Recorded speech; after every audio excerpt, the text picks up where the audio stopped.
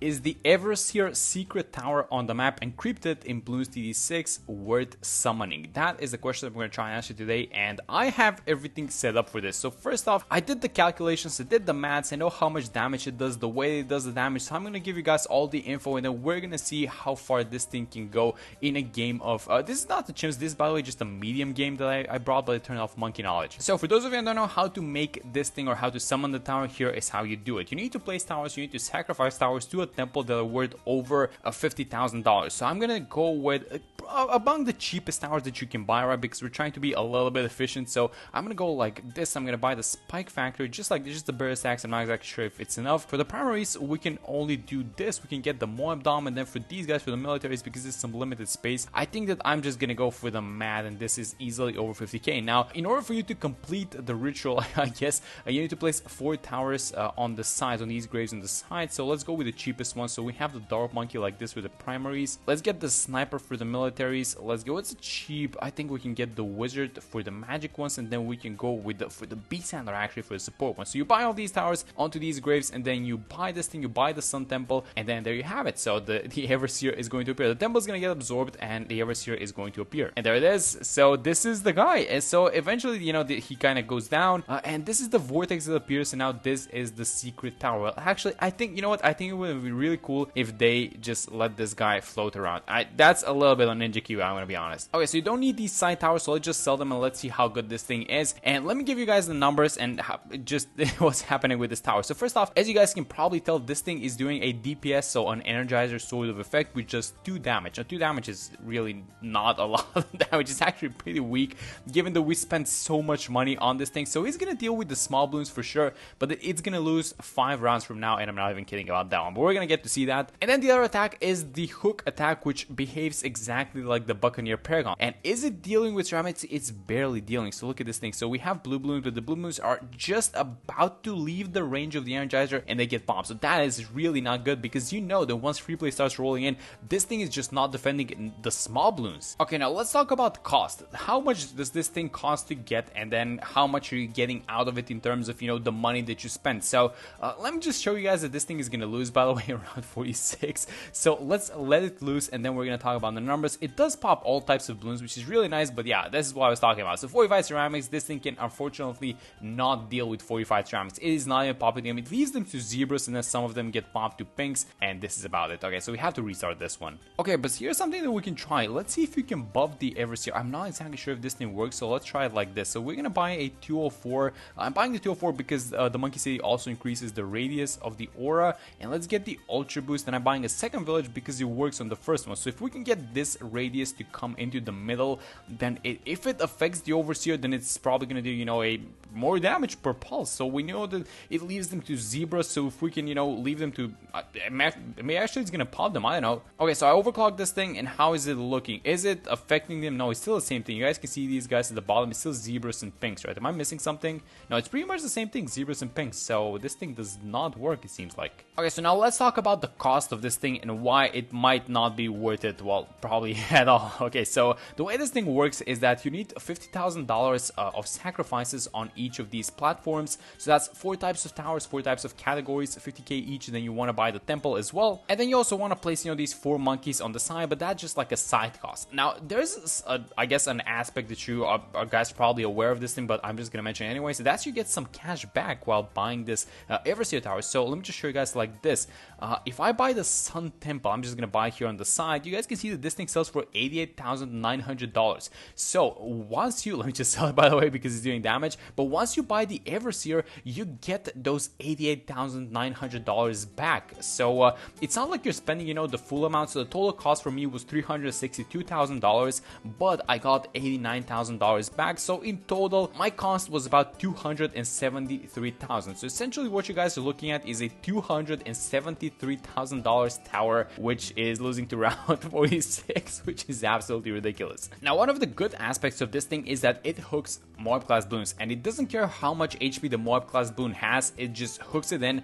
And so that is just like that. Exactly, I was talking about this thing, but yeah, it's exactly like the Buccaneer Paragon. So it just hooks the Moab-class balloon. It works on all types of Moab-class balloons, just like the Buccaneer Paragon, except bad balloons, which is a little bit expected, obviously, for it not to be able to hook in bad balloons, because that would have been a little bit too OP.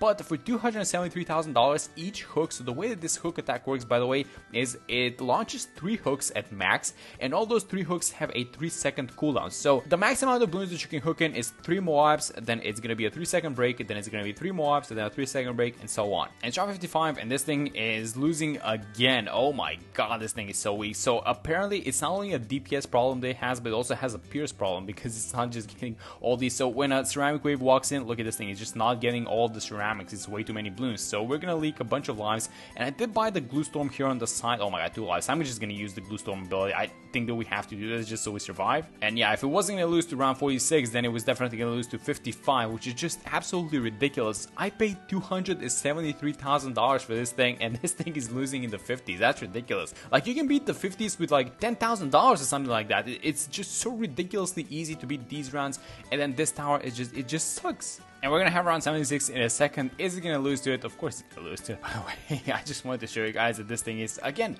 absolutely not worth it. Versus small balloons, absolutely not worth getting. We could have defeated round 76 with something like a 402 boomerang buffed by a 300 alchemist, and that's gonna cost us like, what, like $6,000, something like that. And I paid $273,000 for you, and you're not defending the round 76. Come on, dude. Now this is gonna be an interesting one, actually. This is round 79. So it's not that it doesn't deal with rainbows, it actually does, but I think it's just gonna get overwhelmed with the Pierce, because it has a Pierce limit as well.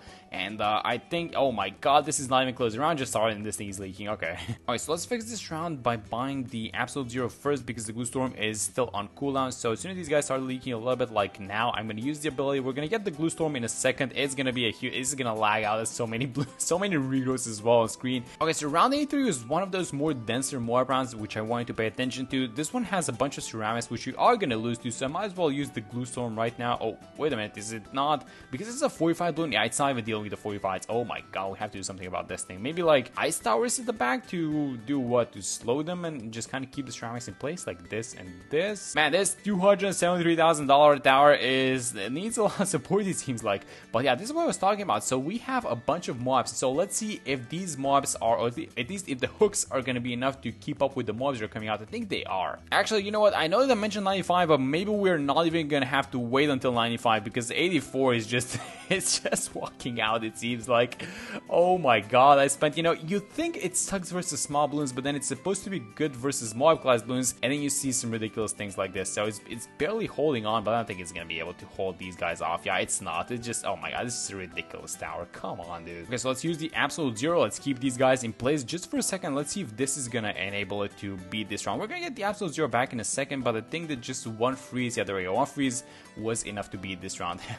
This tower needs a lot of support, it seems like, guys, in order for it to do something. And the problem is you cannot have any towers here in the middle, so you cannot have land or water-based towers. So if I take the sniper like this, you guys can see there's actually no spot that you could place this thing, and the same goes for the water towers as well. So yeah, it's not like, you know, it takes up the prime spot in this map, and at the same time it's not even helping you. It's not even allowing you to give it a little bit of a helping hand. But let's see how it does versus 95 and the DDTs. Actually, it should be an interesting round. Alright, so in comes 95, and so I have a question. I know that it deals with purples, it deals with lead balloons, but the problem is that these guys are a little bit sped up because we've entered free play mode. So does it hold these guys off? I think it does, but it's with the help of these ice towers at the sides, honestly. I'm not sure if it's going to be holding on. Let me just sell the ice towers, by the way. Let's see if it holds on. It does. It seems to be defending. Okay, there we go. Okay, so let's rebuy the ice towers, and we have the DDTs and the Moab starting to come out. And so this is a round in which I think that this thing is absolutely going to crumble. I mean, if I were to buy something like the Buccaneer that's going to deal with Moab-class balloons, I would expect it to deal with a round like this, but it's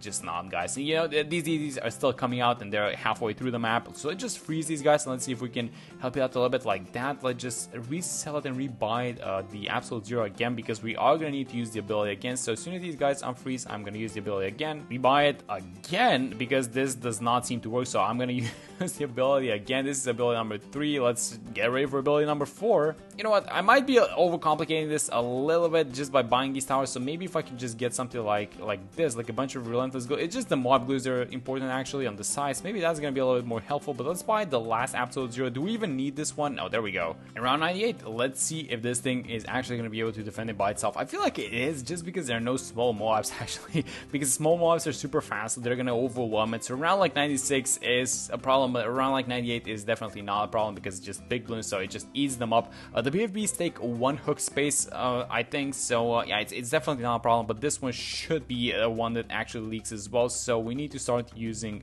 this thing. So let's freeze these guys with the absolute 0, let's rebuy it just in case, and then let's do one more freeze. I think that this one last one is gonna be enough. Is it gonna be enough? Did I jinx it? I don't think that it's gonna be enough. Maybe we need one more. I mean, the glues are gonna start slowing these guys before they exit, but let's just kind of watch. I think it's gonna be enough. Let me just do one more freeze just to be safe, and I'm gonna rebuy one freeze actually, but I think that this is gonna be the last one, and there we go. So it's the bad. And so we know that this tower sucks for the money, because if you take into account like that you have $273,000, you can buy so many things with 270k. It's insane. I mean, you can buy a really strong degree on the Dart Paragon, which if I can place the Dart Paragon right here, and because there are walls on the sides, those Juggernaut balls are gonna do enormous amount. They're just gonna own. They're gonna go to town, those Juggernaut balls. So you know, that's one thing that you can do with 270k. You can also buy like a normal temple, and the temple is definitely gonna be able to deal with around 46. And then I don't know, guys. I mean, so many things to buy. Let me just buy the carpet spikes, by the way. But yeah, so many things that you can do. So many things that you can buy with 273,000. I mean, you can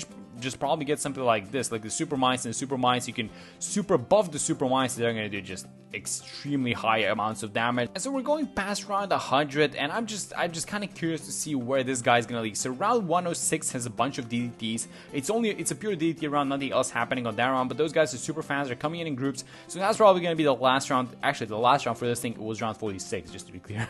But yeah, that's probably gonna be, you know, one of these free play rounds that's actually gonna start crumbling. It's deep into free play, right? If you consider before round 100 free play, then yeah, I definitely lost like a bunch of times. But it seems like in order to make this thing work, we just need to just keep using abilities. It needs a lot of support, and then I also bought the Solver and the Glaive over here on the side just so that they deal with the small balloons actually, and we're just leaving the big balloons up to this guy, but it's not even dealing with the big balloons properly because I keep needing to use the absolute 0 ability just to kind of stun these guys and keep them in place for a second. Oh, look at the bottom right, we barely held. I think that's thanks to the Bloon Solver actually. Oh my god, so many BFBs. Is it gonna take them all down? I think it is. It's a lot of them, but it takes down 3 of them at a time, so it shouldn't be a problem. And this is the round 106 that I was talking about. Okay, so let me sell this thing, and let me, what else are we selling? I think we're fine. Okay, so let me just sell the Glaive because it was doing a decent amount of damage, but let's see how it does versus 106. This is just a pure DDT round. There are gonna be some 45 DDTs, so all types of DDTs on this one. Yeah, no, this is not working out. Let me just rebuy this thing again, the absolute 0.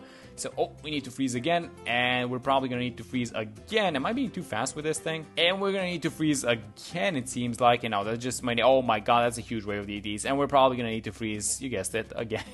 Yeah, this thing is gonna lose. So yeah, that's the $273,000, which is absolutely not worth it. It's a really cool Easter egg. It's a really nice thing to have in BTD6, you know. And if you guys have seen the model, which is actually below this vortex type of thingy below the map, and it has a like a stone in which you have the words "Now You See" carved in Monglish, which is a really cool thing. I mean, this is just like A+ from Ninja QE, but in terms of how useful this tower is in just any gameplay, it's absolutely not. This thing sucks, and you can spend your money way better. So yeah, that's the Everseer secret tower in BTD6 on the map Encrypted. Thanks for watching the video. Hope you guys enjoyed it, and I'm gonna see you on the next one.